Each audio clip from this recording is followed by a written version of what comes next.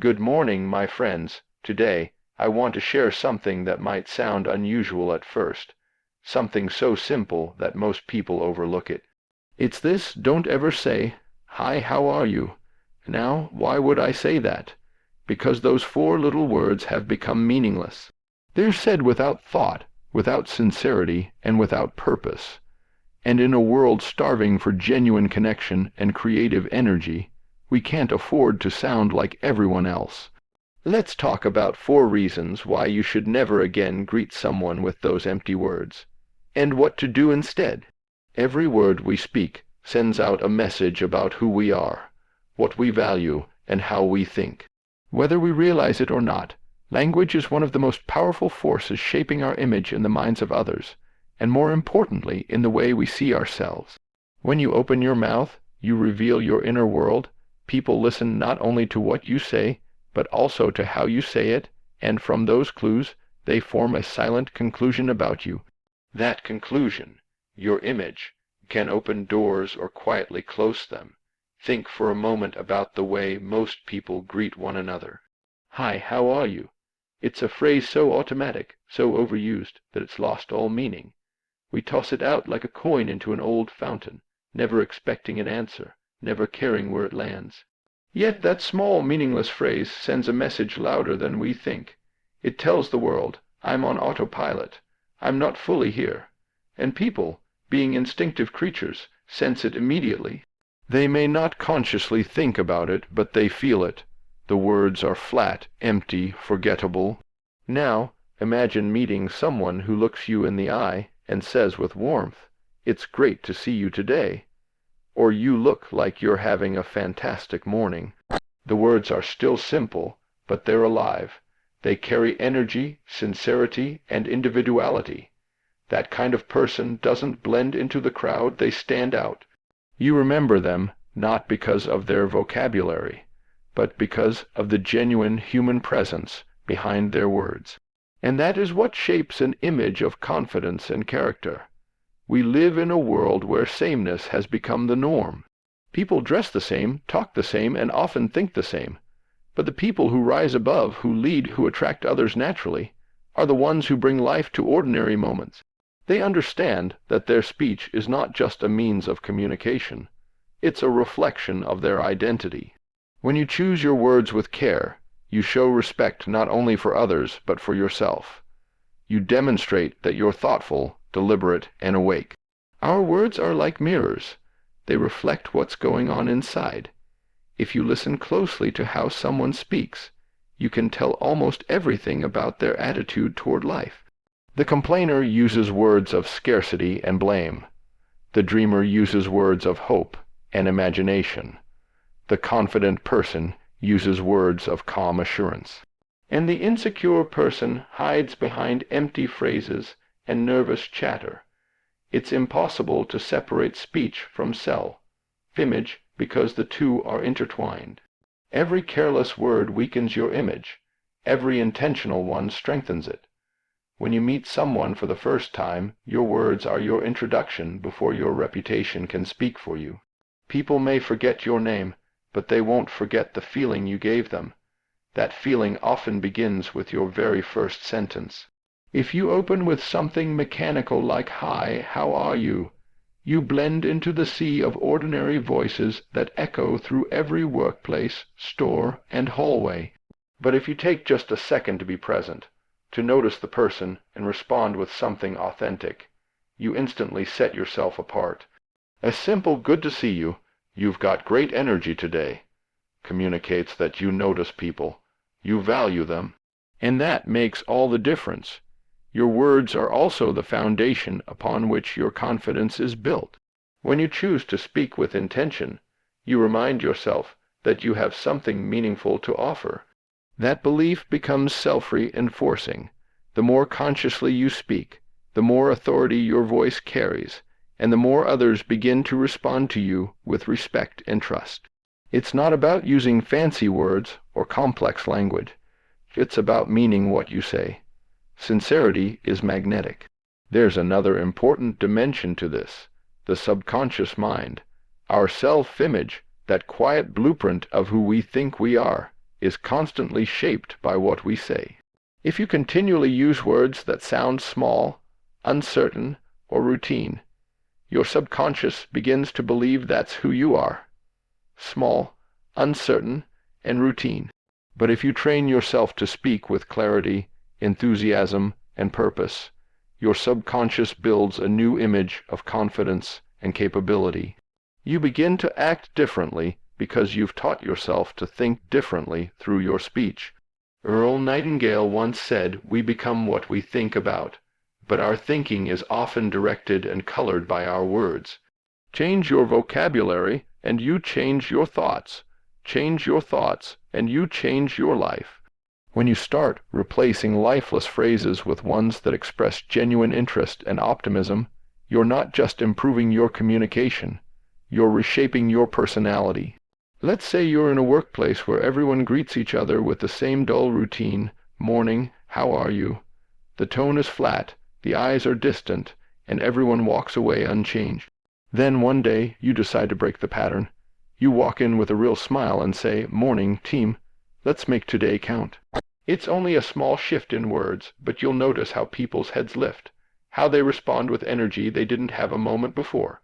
You've just become a catalyst for enthusiasm, and your image in their minds rises. That's the power of words.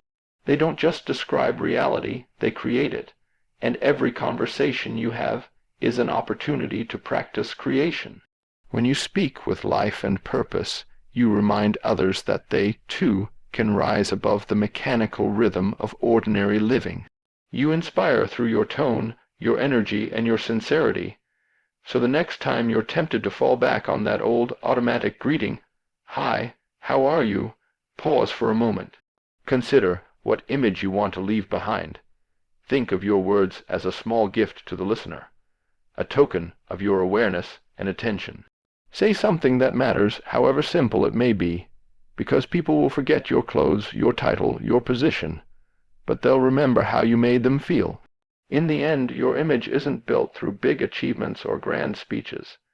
It's built, piece by piece, through small, conscious choices like the words you use when you meet someone. Speak with life, speak with sincerity, and your image will shine long after the conversation has ended. Most people underestimate the power of habit, not just in what they do, but in what they say. We often think of habits as actions: brushing our teeth, checking our phones, drinking coffee at the same time every morning. But speech, too, is a habit. The words we use, the tone we adopt, and the phrases we repeat every day shape the very structure of our thinking. Over time, the way we talk becomes the way we think, and the way we think becomes the way we live. That's why habitual speech creates habitual thinking, and habitual thinking defines the quality of a person's life. Every time we open our mouths to speak, we reveal patterns. Most people don't realize they speak in loops, saying the same things to the same people in the same way. It's not that they have nothing to say. It's that their minds have fallen into comfortable grooves of repetition. Words like "I can't," "I'm tired," "I don't know," or "it is what it is" become verbal wallpaper, always there, unexamined. But each time we repeat such phrases, we strengthen the mental patterns behind them. When you continually say, "I'm so busy," your mind begins to believe it and reinforces a constant state of stress. When you casually say, "I can't afford that," your mind stops searching for ways to afford it. The words you choose are the tools that build, or limit, your mental house. Earl Nightingale once said that we become what we think about, and he was right. But the truth goes even deeper. We think about what we talk about. Speech is the external expression of thought, and thought is the internal continuation of speech. The two are inseparable. The more you speak about problems, the more your mind searches for problems to match your words. The more you speak about opportunities, the more your mind begins to spot them everywhere. This is not magic. It's mental conditioning. What you consistently articulate, you eventually internalize. Consider how most conversations begin. "Hi, how are you?" "Not bad." "Same old." Just hanging in there. We say it without thinking, but we're programming our minds to expect mediocrity. Not bad becomes a silent mantra that keeps us in neutral. Same old becomes a quiet acceptance that nothing will change. Even the tone in which we speak, flat, half awake, disinterested, teaches our subconscious that enthusiasm isn't necessary. Before long, that dullness seeps into our thinking, our work, and our relationships. We become echoes of our own casual words. But imagine someone who speaks with intention. When asked, "How are you?" they reply with energy, "I'm doing great, thanks for asking," or "I'm having a productive day." They're not pretending that life is perfect. They're choosing the mind that they want to live in. Over time, this person starts to think differently because their speech has trained their mind to search for what's going well instead of what's wrong. Their vocabulary becomes a reflection of optimism, and that optimism becomes a habit of thought. Habits, by definition, are formed through repetition. So when you speak the same dull or negative phrases day after day, you're rehearsing mediocrity. You're practicing limitation. Your brain, like a loyal student, learns what you teach it. It records the tone of your voice, the emotional color of your words, and then begins to filter your experiences through that same lens. If you speak from fear, your mind becomes fearful. If you speak from curiosity, your mind becomes creative. If you speak from gratitude, your mind becomes peaceful. The words you repeat are the seeds from which your mental garden grows. Many people talk themselves into smallness without realizing it. They say things like, "I'm not good with people," "I hate mornings," or "I'll never understand that." These statements may sound harmless, even humorous, but every time you say them, you reinforce them. The brain doesn't distinguish between what's said in jest and what's said in truth. It simply accepts repetition as reality. Over time, your speech defines the boundaries of your thinking. If you keep saying, "I'm not good with names," you won't be.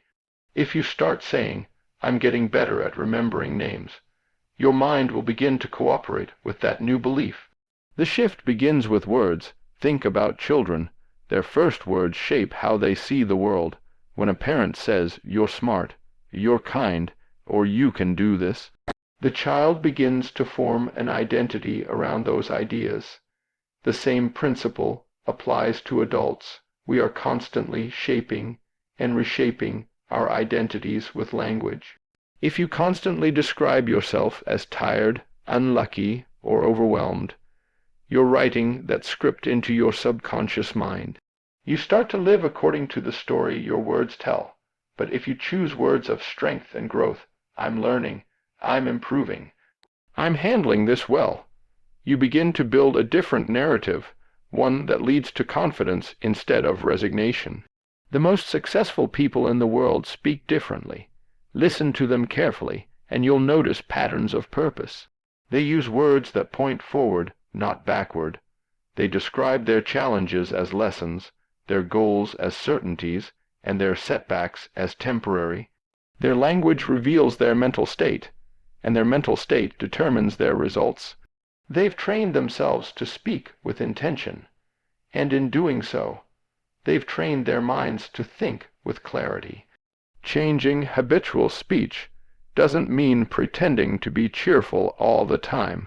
It means becoming aware, catching yourself when you're about to say something automatic and choosing something deliberate instead.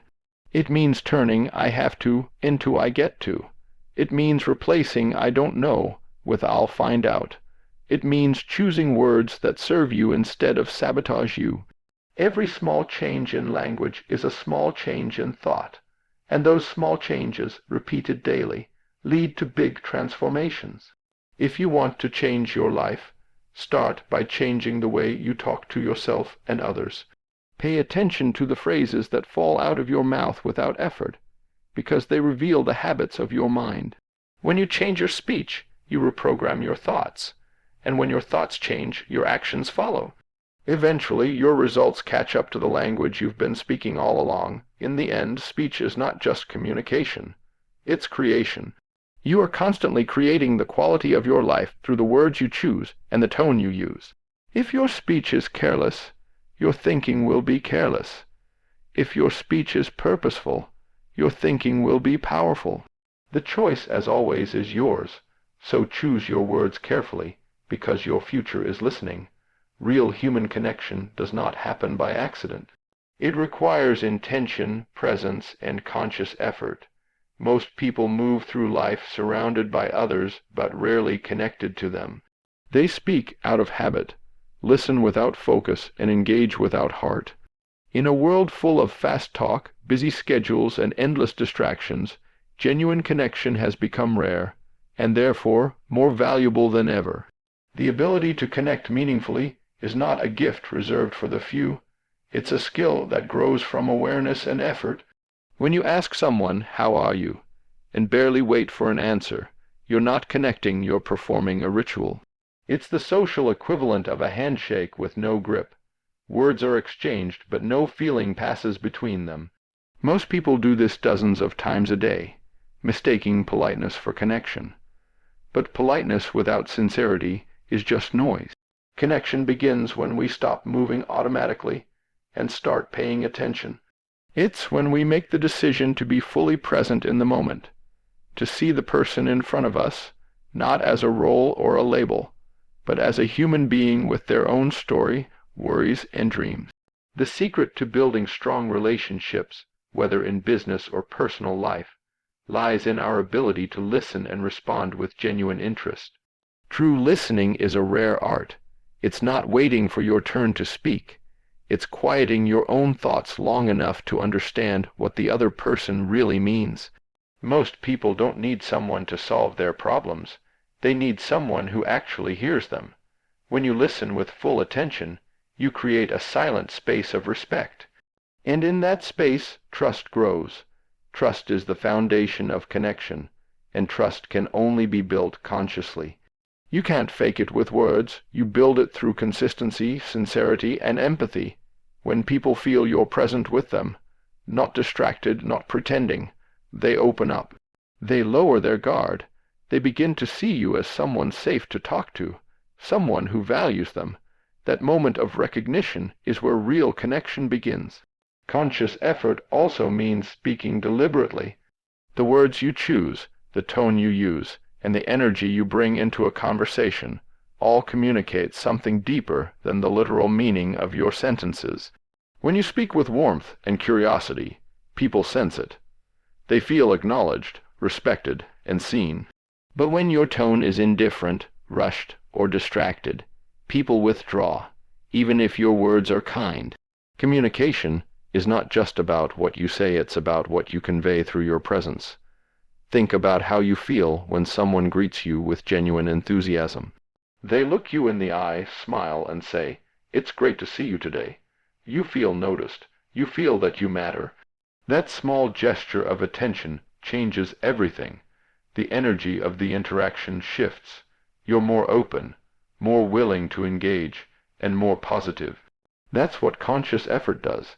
It elevates even the simplest moments into something meaningful. Contrast that with the empty greetings we hear every day. "Hey, how's it going? Good, you." Same, it's communication without connection. The motions are there, but the meaning is gone. People don't remember those exchanges because they never feel anything from them. But they do remember the rare individuals who take an extra second to connect, who ask something real, who listen with intent. Those are the people who make a lasting impression. Connection also demands curiosity, the willingness to step outside yourself and enter someone else's world. When you approach others with curiosity, you shift the focus away from you and toward them. You ask better questions. What's been the highlight of your day? What are you working on that excites you? What's something you've learned recently? These questions do more than fill silence. They invite meaning. They tell the other person that you care about their experience. And the beautiful thing about genuine curiosity is that it enriches both people. You learn, you grow, and you expand your understanding of the world through every conversation. But curiosity without effort is fleeting. You must be willing to invest time and attention, to put your phone down, to look people in the eye, to respond thoughtfully. The human mind recognizes when someone is half listening. We all know that feeling when someone nods while glancing at their screen or checks their watch mid-conversation. Those tiny signals say louder than words, "You're not that important right now." Conscious effort is the opposite. It says, "I'm here with you fully." Earl Nightingale often spoke about awareness, the ability to live deliberately instead of mechanically. Connection thrives on the same principle.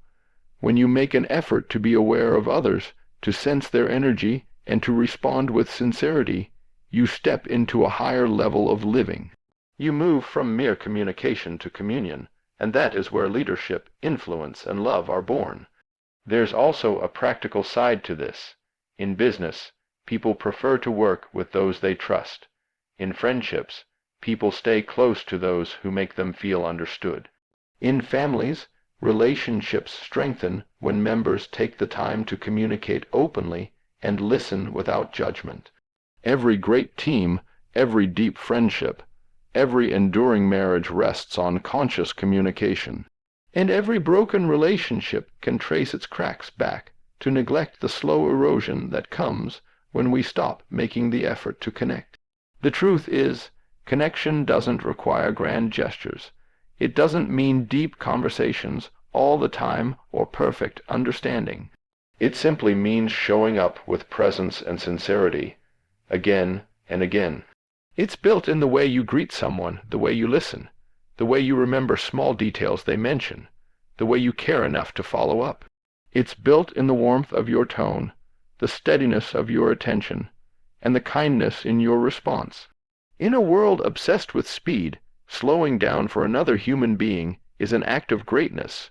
When you give someone your full attention, you're giving them something priceless, your presence. That presence tells them they matter, and that simple truth is at the heart of all human connection. So the next time you meet someone, pause before you speak. Don't let your words come out automatically.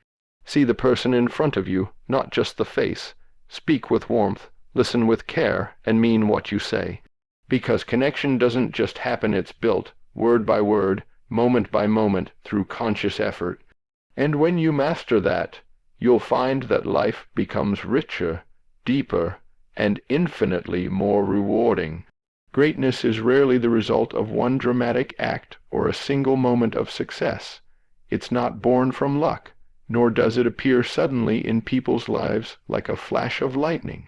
True greatness is built quietly, patiently, in the smallest choices and actions that most people overlook.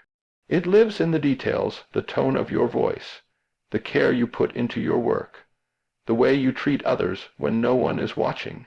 The details of life may seem minor, but they are the fingerprints of excellence. Every small thing you do either strengthens or weakens your character. Most people think success is about the big moments, the promotion, the applause, the final result. But those moments are simply the visible peaks of a mountain built on countless unseen steps. The real foundation of greatness is made of ordinary tasks done with extraordinary attention. When you study those who have achieved lasting excellence, you find that they all share one trait. They care deeply about details. They take pride in doing small things well. They show up on time, speak with sincerity, listen with respect, and give more than is required. These habits may look insignificant to the casual observer, but together they form a life of distinction. Earl Nightingale often said that the difference between mediocrity and excellence is often measured in inches, not miles. It's the small edge, the extra thought, the additional effort that separates the ordinary from the outstanding. When you pour care into what you do, even the simplest action becomes a reflection of your inner standard. And the remarkable thing is this: life notices. The universe has a way of rewarding those who pay attention to details, because attention itself is a form of respect for your work, for others, and for yourself. Take something as small as a greeting. Most people rush through it without thinking. Hi, how are you? The automatic phrase, the half smile, the distracted glance. It's habitual, careless, empty. But if you greet someone with genuine energy, with eye contact, warmth, and intention, you change the entire atmosphere of that interaction. That's a detail most ignore, yet it has the power to alter someone's day. The same is true in your work. When you write an email carefully, polish a presentation, or organize your desk before you begin, you're not wasting time. You're setting a tone of excellence. Those details shape your mindset. They whisper to your subconscious, I care about quality. I take pride in what I do. Greatness also lives in how we respond to challenges.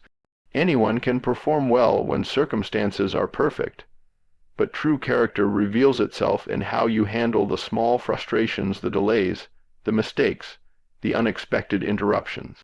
A person who loses patience over little things will crumble when big things go wrong.